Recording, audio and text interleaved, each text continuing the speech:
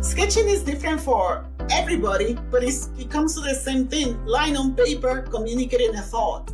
Creating for you or practicing your craft, taking a moment a day to practice your craft is for you. It's for your creative muscles. Hello and welcome to the Architecture Beyond podcast. I'm Brennan Gibbs, your host. Today we have with us Alma R. Hoffman. She is assistant professor at the University of South Alabama Art and Art History Department. And she's also the author of Sketching as Design Thinking, the first edition that I was also part of. Welcome to the show, Alma. Hi. Thank you for having me. Thank you so much for being on the show. Personally, I was very, in awe of the idea of sketching as a concept because architects, we use this. It's part of our day-to-day lives. Could you tell us a bit about yourself and your background in art and design? It's a long story. I was born and raised in Puerto Rico and always was artistic, but back in the day, that wasn't a viable career for that people would say, oh yeah, you're an artist, you're going to do well. Though my parents never really say no to anything that I wanted to do, it's just that it wasn't encouraged in any way, shape, or form. And there were not many sources. Like today, social media is accessible to kids so young, and they're able to see the possibilities of pursuing a career in art. That wasn't the case back in the day before the internet and all of that. So at 17, I didn't know what I wanted to do, what I wanted to be. I was facing going to college because I went early and I had no clue. One of my friends who was a counselor or a mentor put me on one of those aptitude tests, and I scored very highly for verbal aptitudes and visual stuff. And I'm like, great, what do I do with that? I don't know what to do with that. So I decided to apply to the School of Architecture. And back in the day, there was only one School of Architecture in Puerto Rico. And they give you this exam in high school. And if you didn't pass it, you didn't enter with the cohort. So it was only 100 applicants per year that were accepted. I failed that test, but I was off by 13 points. And that's the thing I remember the most because I did the math, like how much I needed versus what I had. I was only off by 13 points. But at 17 years old, I was crushing. I was like, oh my goodness. Nonetheless, I was with a cohort of people who wanted to be architects, and we would do things together. And they told me, just, apply, request a review or something. And I was so discouraged, I didn't do it. That put me on a long, long journey of not knowing what to do. And I wanted to do everything until I met an artist who was a drawing professor and painting professor whose name is Max Diaz, and he's a very famous artist in Puerto Rico. This was the summer of 1984, and I was sitting drawing back in the yard at the school, at the university, and he sits with me and says, so tell me, what are your plans? And I was like, I don't know, I think I'm going to be a social worker. And he said, why? I said, I just want to help people. And he said, you're wasting your time. You're very talented. You could make a living out of this. And I was like, huh? Yeah. And I didn't do anything with that, but that stayed in the back of my head forever. So being that I was already 2 years in college and I didn't know what to do, I decided, well, maybe I can be an art educator. And I decided to do art education. And I took all these classes, art classes, and they just teach you the basics so you can teach art to schools. And so I graduated with a degree in secondary education in art. But I never taught art. I went to teach at a public high school, junior high school, a program called Skills for Life, which was sponsored by the Lions Club in the United States. And it was created by a guy, I don't know where he is right now. His name is Rick Little, who had an accident. He had been a football star forever, and suddenly he was in bed and he didn't know what to do. And he developed this program for high schoolers, for junior high schoolers. And I was teaching that. And it was great. It was really, really a great program. It was beautiful. I was 4 years, 10 months into it. And as much as I loved it, I got bored. I got very restless. I was like, what, what else is there to do? This is becoming, I was kind of predictable. And so I decided to come to the State, and I went to the College of Design to find out what are the possibilities. And they they asked me what is your degree, da, da, da. And I saw these posters on the office of the counselor, and I said, I want to do that. That's what I want to do. And she said, that's graphic design. So leave your portfolio and we'll get back to you. So I already had a bachelor degree. So my idea was I'll go into the master's and do a master's in graphic design. But the person in charge of the program said, no, this is not a good portfolio. And I was like, what? No. So that crushed me. But then I was like, well, you know what? I don't have anything to lose, so I'll just start again. So I went to the foundation course, and I applied to the graphic design program at Iowa State University, which was by admission. You had to be reviewed at the time. I don't know how many people are taking now, but at the time they were only taking 40. Surprise, surprise, 2 months into the program, I didn't want to do it anymore. I was crushed. I was like, this is so different to anything I can think of. I don't know computers. I don't know what am I doing. I mean, graphic design is something, visual communication is something very different to just drawing or to just painting. It's not just that. There's a purpose to it. And the way you think about typography, it was all so new to me and so different. So I went to my advisor on October 31st, actually, and I said, I want out. Here's the pink slip. You sign it, I'm out. And he said, no, we're not doing that. And I said, why not? And he said, because it cost you to be here. This is an admission program. You made it. You should be proud of that. And I said, but I don't understand squat. I'm struggling here. I had good grades. It didn't jive with me. And he said, look, let's wait till December. If by December you want out, I'll sign the papers. And I said, okay. By the time December came, I was happy as a clam. I loved it. I was over the hurdle and I loved it.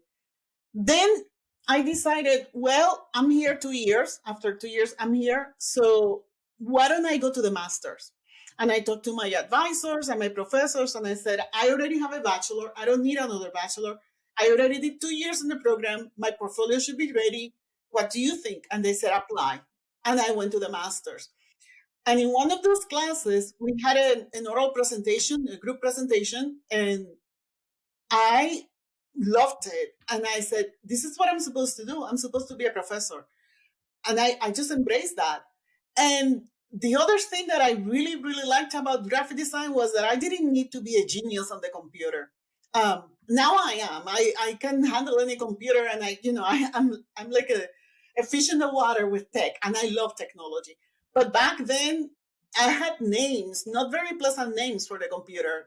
We had a fight. We had a thing. And one of my professors said to me, and actually other people said to me, but you have process. My process binders were this big. You have process. You are very well versed in doing the research, doing the sketches, and getting to the solution.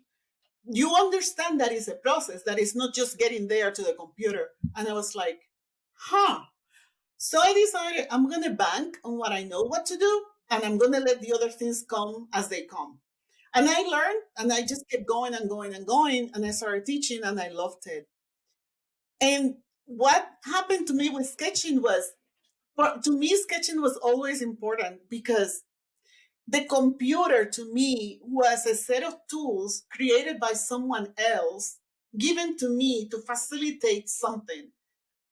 But I didn't see how the computer could make me a thinker. I didn't see how the computer could make me understand why am I choosing this line over this line. But the sketches, however, this interaction with the paper and moving things around and erasing and having those organic mistakes that happen when you're sketching or when you're trying different little things, that was something the computer couldn't give me. I could create shadows on the computer, but the shadows that the paper gave me in the actual light were much richer, much better. So to me, sketching was always something different. It was about thinking. It was about having that little, your wheels turning constantly in that interaction and dialogue and conversation with the paper, the pen or the pencil or marker. It doesn't matter. So fast forward many years, I was teaching in Chicago, and there was a kid who I wish I could say this to him in person. I haven't seen him anymore. He was doodling to his heart's content in a lecture, and I was mad. I was like, what? He was sitting in front of me, and I'm like, oh my goodness, I cannot believe this guy. So I told him, can you please put that pencil away?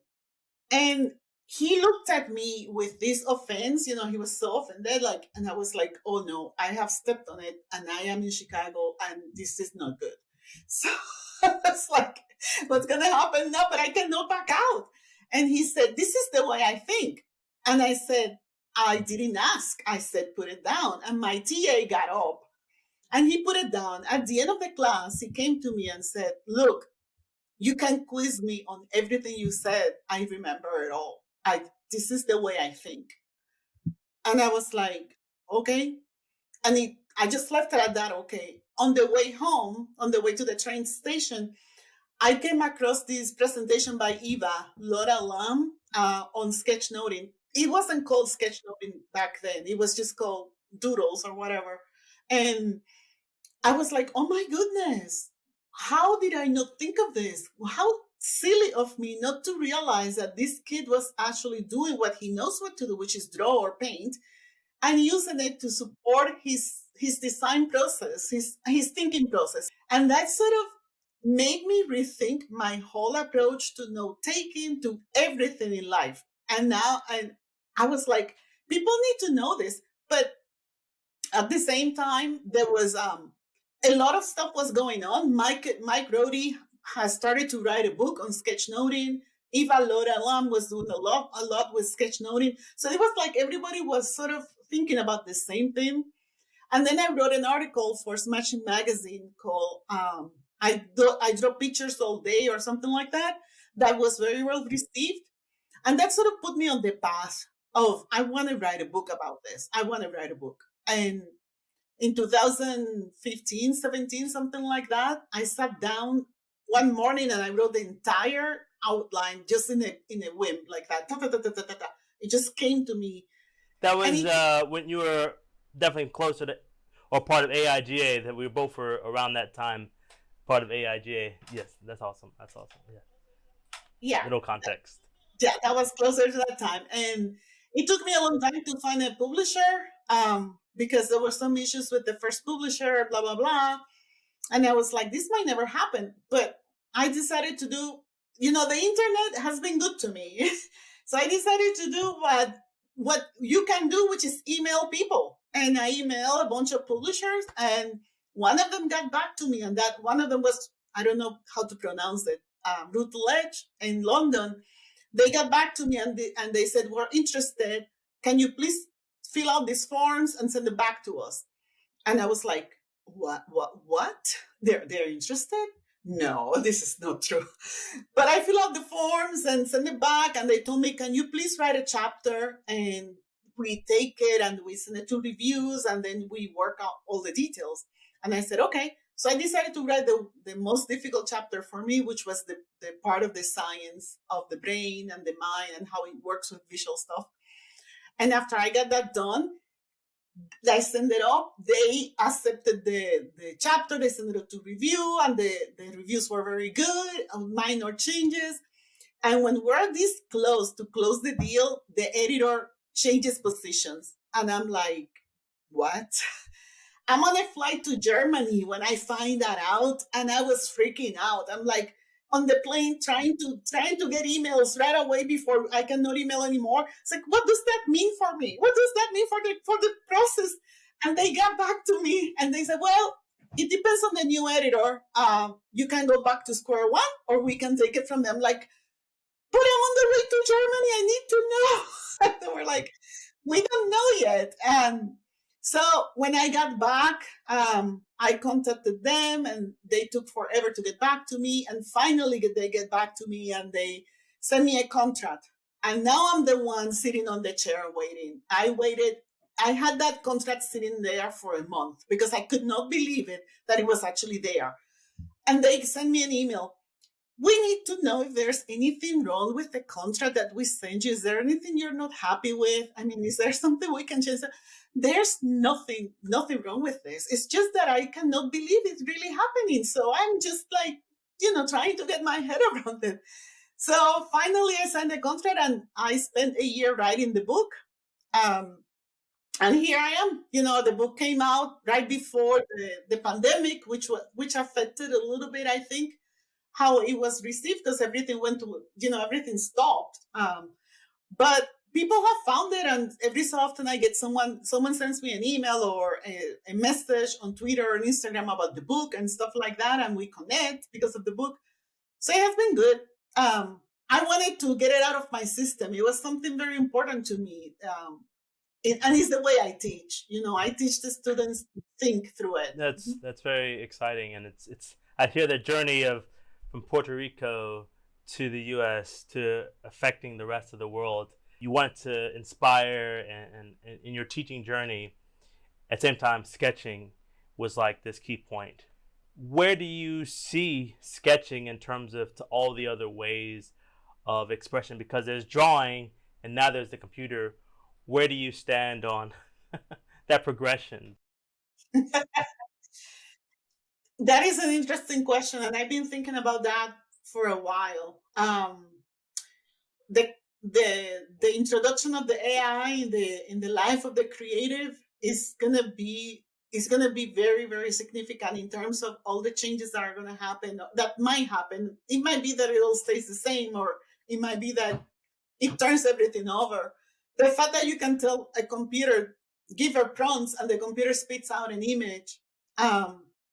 It's in a way scary, and of course it has the potential to substitute everything and make us obsolete. All of us. I mean, we can already 3D print houses or stuff like that. But the fact of the matter is that what is the value of it? I mean, what is the value of something done so mechanically and so in a way cold, that doesn't come from a human making making significant connections between different sources or different ideas, or ideas that you might think are disparate and they don't connect. There's something beautiful about how the mind processes information, how the mind processes data, how the mind puts together two things that you would never think to put together, and suddenly you have a new thing happening. The computer has been fed. I mean, the AI, the fact of the matter is that it was created by humans. It didn't, nobody said, poof, you're there. And it was created, it's fed with algorithms and programming and stuff. That's the mind of someone else. And I think sometimes we forget that what we have technology wise has been created by us, has been created by someone who has a mind, perhaps a genius, I don't know, but someone who has the potential or has the intellect to create those things. And though the AI has the ability to create images, and I saw a post the other day on Twitter about logos that AI had created. And one of the things we're taught about logo design is that they should never be done in color first. They should be done in black and white to consider the proportions, the relationships, the alignments, and that everything is, contained. The logo that the AI spit out for the untrained eye, it was sufficiently good. But for those of us who are trained, I was like, I would not pay money for that. Yeah, it's flashy. It looks like, it looks done.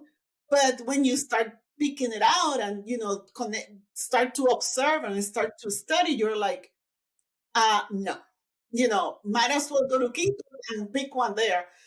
But that's the thing, how I really. That's the AI sort of influence. I totally get you. I'm seeing there's even like all these architects using it now. So you broke down sketching in your book, looking at science, looking at the ideas.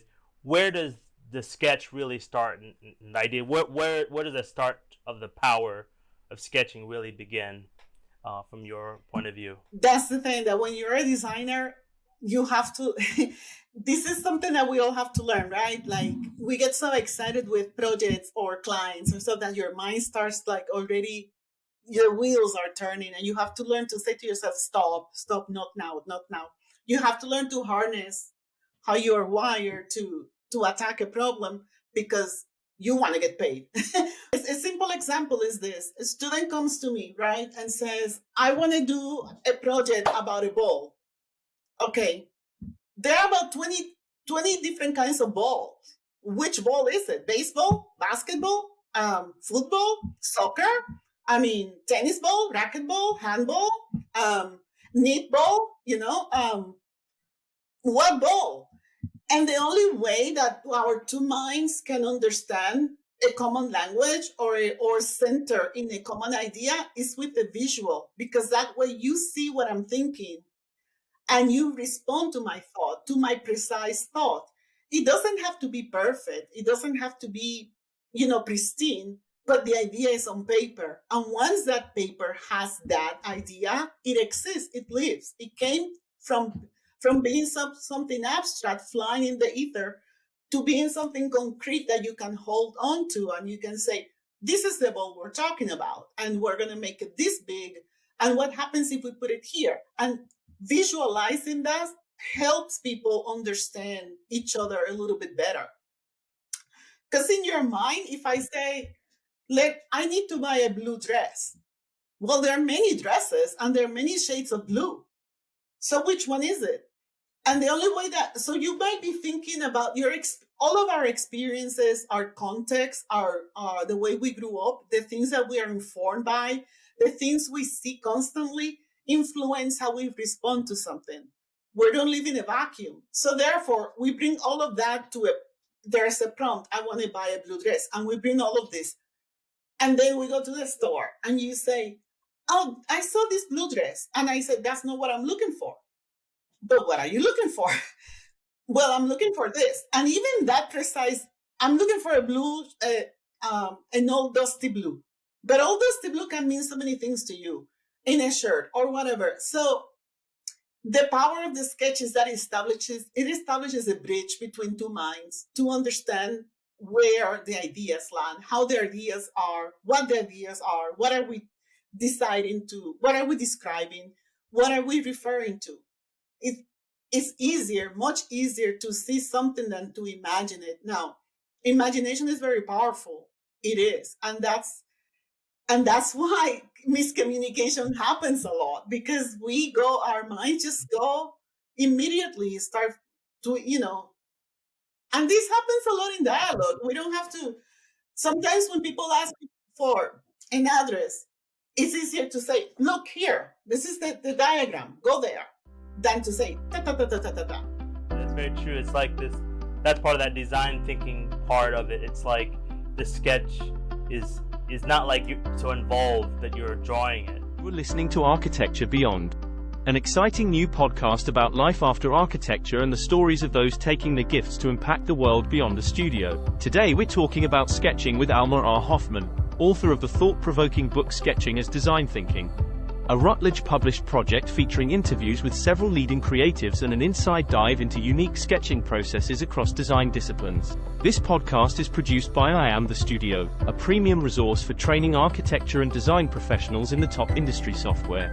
If you need help with learning design software and techniques to a professional level, please follow the link on our page. There was a lot of interviews with different creatives. Can you talk about how different creatives use sketching? The importance of that. In the book, I met people. I met someone. Her name is Diana, and I don't have the book in front of me, but her name is Diana, and she was the designer for one of the museums in San Francisco. And the way she sketches is with collages. That's how she sketches. And I was like, oh my goodness, it was so mind blowing. It was beautiful. She would fill out these sketchbooks with collages of different things. But that is valuable because that's her mind expressing what she's seeing, what she's thinking. Then I met someone who lives in Spain, Laura, and she works at she works at I don't remember the name of the, it's a place that they make a smart clothing. And she was very methodical about her sketching process. She only carries one sketchbook and one sketchbook only for everything, and it's in her purse all the time. And I was like, oh, I have one in every place in my house. And like, no, one. And you start and you finish. And that's how she addressed it. And then I met Sam Jafari from who works at Tesla, and he's a car designer. And he walks through. He doesn't carry sketchbooks. He doesn't like them because they're not useful to him. He has to have a pack of paper in a folder because the sketches he's doing. He says he goes through 400 sketches a day. But if the engineer cannot understand what he's drawing, it just goes to the trash. So there was nothing romantic about his approach to sketching at all. Nothing. And I was like, wow, that is so like, wow. And then there's people who journal everything, what they eat, where they go, they just put it all in a visual. And yes, of course, it's much richer than just a picture. But I for example, cannot do that. I just have to take pictures, but I love that. I love that there are people who can take all of their information during the day and just put it on paper and have these beautiful spreads of what they have done, like travel journaling. It's beautiful. So sketching is different for everybody, but it comes to the same thing: line on paper, communicating a thought. That's definitely reflected in even some other aspects like art. How does an architect perceive art? If we're doing something to get it built and goes to an engineer and he says this, oh, we can't do this, we can only do this, the end product becomes very methodical and it starts to take out if we don't guard that. I suppose sort of seeing then sort of my interview and comparing sort of the architectural perspective, at least the one I sort of developed, we use it very practically as architects, but at the same time, the history books, they have very beautiful sketches. It is as if the industry divorces some of the artistic from actual practical. What is your perspective on industries like architecture, who we have these sketches, but sometimes our buildings don't look like the sketches?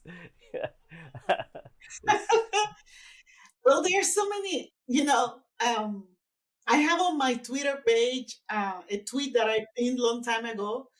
And it's something about utopia, how everything in our minds is perfect because there's no friction, there's no obstacle, no hurdle, no impediment, no money. You can imagine anything. You don't have to pay for it, and in your mind it becomes super real. But then you try to do it in real life, and you confront physics, gravity, distortion, and cost, and all of these little things that we have to think about. And in a way, graphic designers too are very practical in their sketches because we have to meet the needs of a client. But there's something about it. There's something about the process that is, to me, is very interesting, regardless of the function of the sketch at the end of the day. I met an architect here in right now I'm in North Carolina, and he designed the theater, the local theater, Sam. He never kept his sketches. We talked, I interviewed him, and he never kept anything he did. And I was like, so you don't keep anything? No, I don't keep anything. Just, they don't work. They don't work. There's no attachment, but there's someone comes along and sees the value in it, the way except I guess that for you that you're doing it so constantly, to you it becomes like so second nature that you don't think about preserving it in a way because it's so utilitarian and they have this purpose. And that's part of the problem. That's also part of the problem with me. There's a lot of clients I don't work for, but I don't document it. I document it, yes, but is it documented in a way that I can find it quickly? Probably not, because we moved on. That just finished for me. There's still a lot of value, even if they're discarded.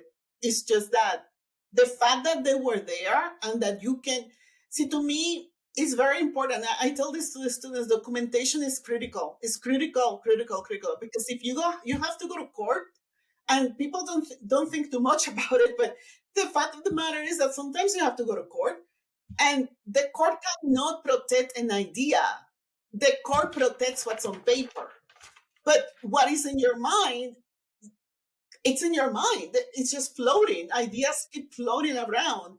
But when you put something on paper with a date and a signature, then that's different. That becomes a tangible manifestation of an idea that can be protected and defended. And that to me is critical. And I always ask my students to keep a process book, because I teach them, you never know when somebody's going to come and challenge you on this and that. And this is the only thing that can protect you. And true, that may not happen, but it's better. I prefer to be prepared, because you just never know. I definitely want to sort of wrap up, and then we'll definitely just give you some chance to shout out where people can reach you. First, how would you recommend creatives who might have gotten away from sketching to get back into it and build their process, especially if they don't like some of the sketches? How to get into that.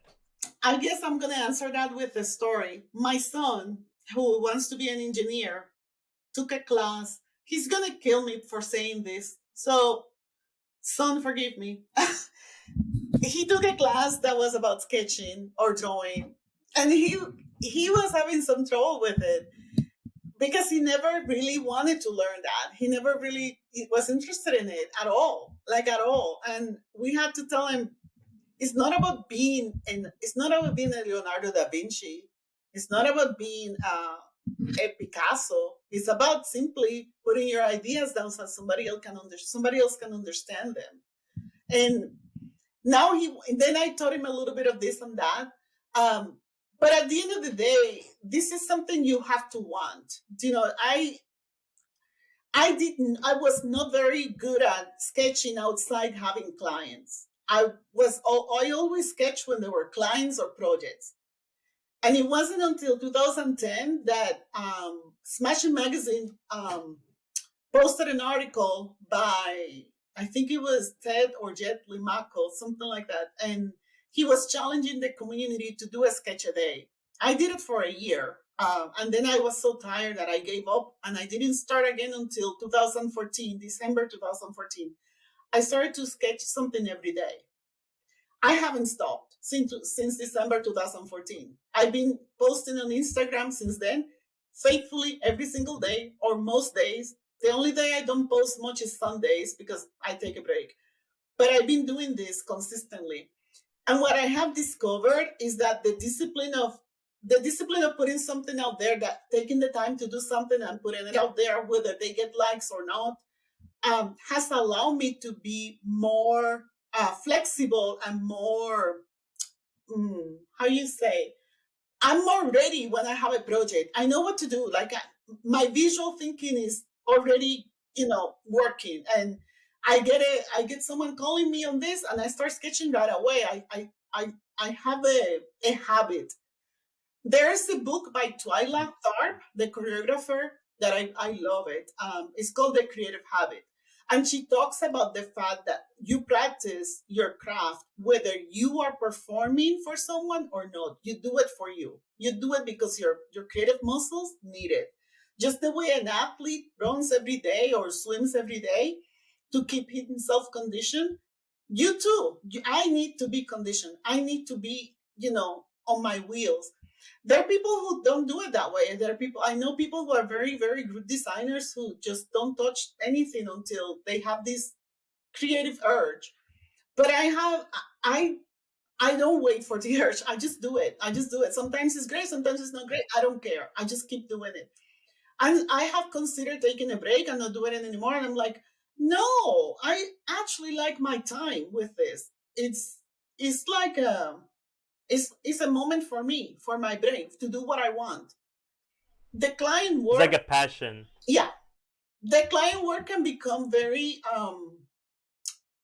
predictable. And it's great to work. I have worked with clients and it's great, but you are not working your vision. You're working their vision. You're working for what they need. Do Creating for you or practicing your craft, taking a moment a day to practice your craft is for you. It's for your creative muscles. And it helps when I have a client, I don't face that. I don't go blank anymore. I know what to do. I know that, okay, this is what the person is saying, and I start putting it together and I start making associations and I start my process. I really love that. It's something I took and I've definitely taken personally, because if they don't ask you to do the sketches, you have to still do your own, because it's something of your tools, and it's like a mental tool. It's like your paint. You can buy a quality paintbrush. You also can develop your own inner brush to come up with ideas. I have one more question. If you could say, what is your favorite sketch, either from a museum, and what is a favorite famous sketch, and what is one of your favorite personal sketches? Well, I think, oh man, the famous one, I don't know what to say because I really like the work of a lot of people. So I'm having a problem choosing. But of my own work, so I'll put that on hold in a moment. Of my own work, there are many projects that I have done that I have conserved the sketches. I have put them together because I have really liked how the process went. More recently, I worked with Dr. Krista Mehari at South on two different projects. And I really liked how we collaborated. I made the sketches sort of a collaboration with her group. She was having a group of students. And I told her, I think we need to do this, a collaboration. And it became, they fed me their visuals and I contributed my visuals. And from there, we did the posters I did the posters that they needed to be done. And some of those posters won some awards. And the whole project was published in a journal, academic journal called Message. And I really like how that went. And then she hired me again and for a smaller project, and it was about a logo. And the relationships that the associations that I came up with for that particular project were so rich. I really liked the process.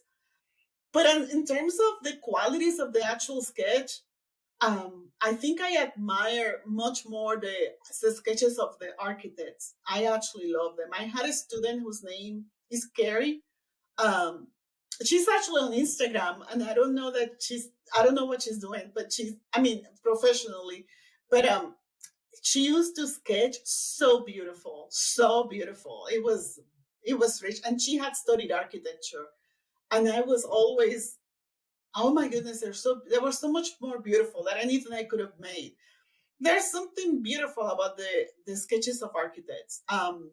My One of the former dean of the College of Design at Iowa State University, his name was Mark. His last name is hard to pronounce, Engelbert or something like that. He passed. His sketches were gorgeous. Oh my goodness, it was when he retired. He would post them when I was still on Facebook.